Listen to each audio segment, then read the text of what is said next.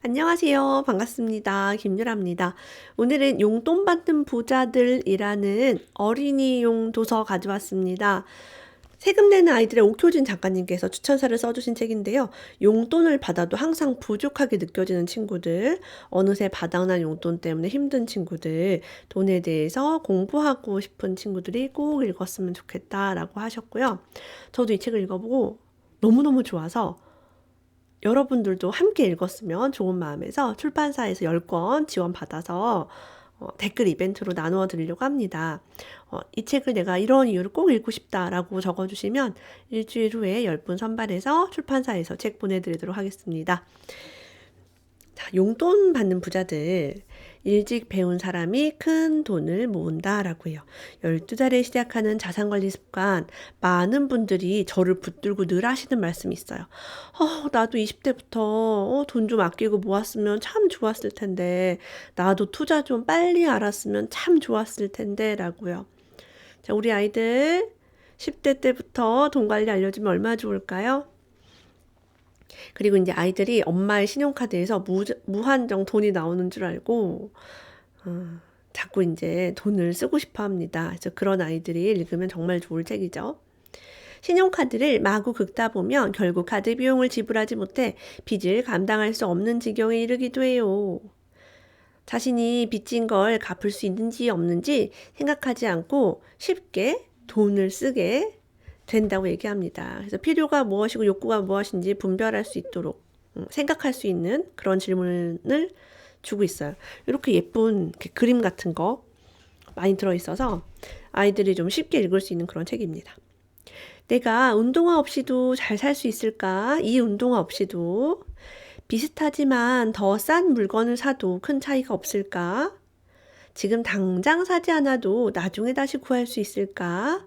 이렇게 나의 욕구에 대해서 질문을 해보는 거 너무 중요하겠죠. 저의 경우는 이것이 없으면 내 생명에 지장이 있나? 라고 물어보면서 소비를 했습니다. 예산을 세우는 거 매우 중요한데요. 첫 번째, 과소비를 막아줍니다. 두 번째, 우선순위를 정하면 어떤 물건이 여러분에게 더 필요한지 결정할 수 있어요.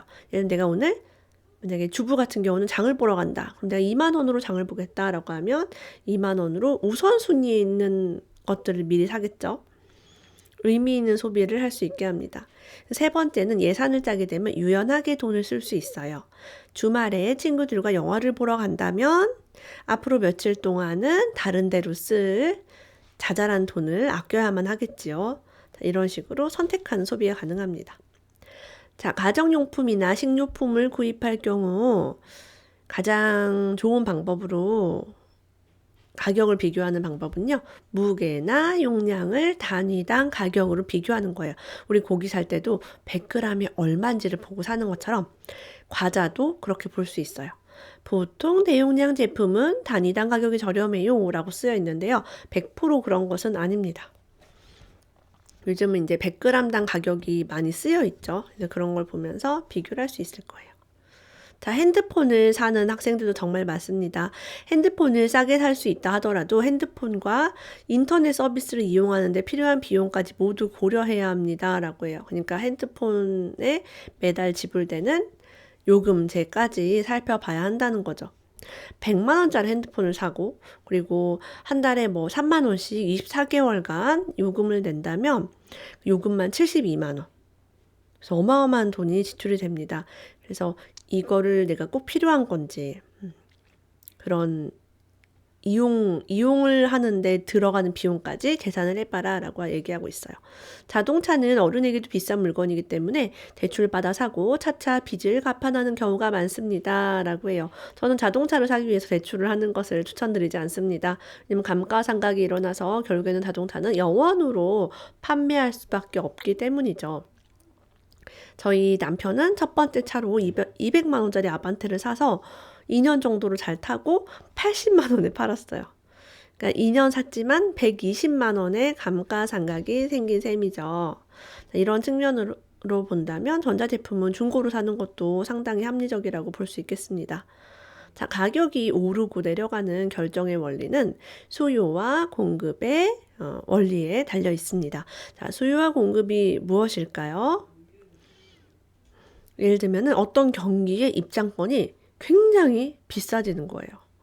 팬들이 직접 보고 싶어 하면 표가 값이 올라갑니다. 자, 코로나 바이러스가 전 세계를 2020년 초에 강타했을 때 마스크와 장갑 같은 개인 위생용품, 세정제와 화장지 같은 가정용품 가격이 막 올랐습니다. 왜? 물건이 동날까봐 사람들이 막 쌓아놓았기 때문이죠. 그리고 이 기간 동안 닌텐도 같은 게임기 가격도 많이 올랐습니다. 외출을 할 수 없기 때문에 집에서 즐기는 게임기도 많이 올랐죠. 이렇게 필요하고 사람들이 쟁여놓고 그러면 가격이 오를 수 있다는 거예요. 자, 필요도 없는 물건을 사기 위해 돈을 쓰는 건 현명한 것이 아니다라고 얘기합니다. 할인 기간 동안 필요한 물건을 찾지 못해서 아무것도 못 샀다고 속상해할 필요는 없어요. 우리는 꼭 할인이라고 하면 그렇게 물건을 사고 싶어 해요. 할인 쿠폰 같은 게 있으면 어떻게든 그 금액에 맞춰 소비를 하려고 합니다. 안 사면 100% 할인입니다. 저희는 할인 너무 좋아하지 않아요. 만족 지연. 다들 들어보셨죠?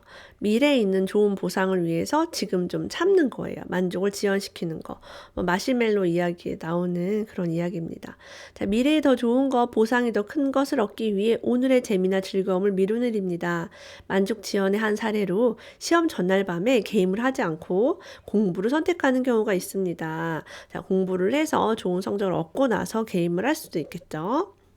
자, 돈 관리에서 만족 지연은 어떤 걸까요? 지금 당장 사고 싶은 물건을 나중으로 미루는 행동입니다. 자, 그러면 미래에 더 좋은 것을 가질 수 있어요. 자, 돈을 아껴서 차를 사고, 돈을 아껴서 집을 사고, 그런 것을 부모가 보여준다면 아이가, 아, 이렇게 해서 우리가 돈을 아끼는 거구나 라고 알 수 있겠죠. 저는 부모님이 공부해라 이런 말보다는 2년, 3년 정도 걸리는 자격증을 취득한다거나 그런 모습을 가정에서 보여주는 것만으로도 큰 어떤 모범이 될 수 있다고 생각을 합니다. 만족 지연을 하는 모습을 보여주는 것이 어떨까요? 엄마는 만족 지연을 하지 않으면서 아이한테 계속 하라고 할 수는 없겠죠.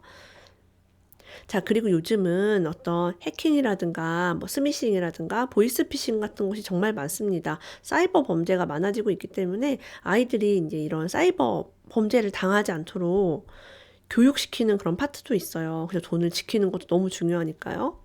신뢰할 수 없는 사람에게 개인정보를 절대로 알려주면 안 됩니다. 사이버 범죄자들은 여러분의 온라인 계정을 해킹해서 개인정보를 빼갈 수 있어요. 패스워드 같은 거를 복잡하게 한다거나 사이트별로 다르게 하면 그만큼 해킹하기가 어렵겠지요. 자, 이렇게 자기의 어떤 정보 관리를 잘하는 거 너무 중요합니다.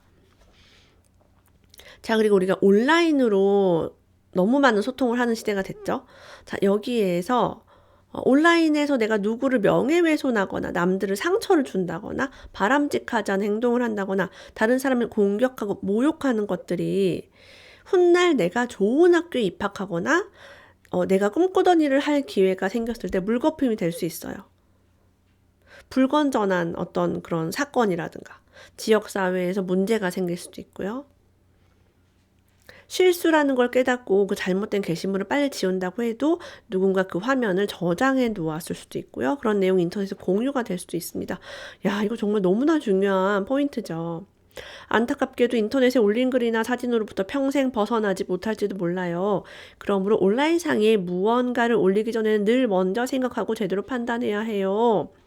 악플이 너무 심해서 나중에 잡고 봤더니 초딩이더라 이런 말이 있죠. 어린 아이더라 이런 말이 많습니다. 그래서 자신의 인생을 위해서 이렇게 온라인도 잘 관리하는 것들 너무나 중요하겠죠. 끝으로 요런 페이지에 보면은 우리를 부자로 만드는 건 돈이 전부가 아니야 라고 얘기합니다. 비싼 신발, 비싼 휴대전화 이런 게 아니라 사랑하는 사람과 보내는 즐거운 시간은 돈으로도 살 수 없다라고 강조하고 있습니다. 친구와 재미나게 놀 때 가족과 함께 보내는 시간 이런 것이 너무 소중하다. 그리고 기부라든가 남에게 나누는 행위가 너무나 중요하다. 이런 것들 마인드도 잘 갖추고 있어요. 돈에 대해서 어떻게 감사해야 되는지 어떻게 긍정적인 사고방식으로 살아갈 수 있는지, 뭐 투자란 무엇인지, 그런 금융의 개념도 잘 다루고 있습니다. 이 책은 12살에 읽으면 좋다라고 얘기를 하고 있고요. 뭐 세금, 뭐 절약, 뭐 싸게 뭐 사는 법, 마케팅 전략, 광고를 통해서 우리 돈을 막 빼가는 그런 것들도 다 알려주고 있으니까 아이들이 이 책을 읽으면 돈에 대해서 굉장히 많이 깨인 아이가 될 것 같습니다. 오늘 함께 해주신 여러분 감사합니다. 이 책 읽고 싶으신 분은 댓글 달아주시면 7일 후에 10명 선발해서 출판사에서 책 보내드립니다. 오늘도 함께 해주신 여러분 감사합니다. 다음에 또 만나요.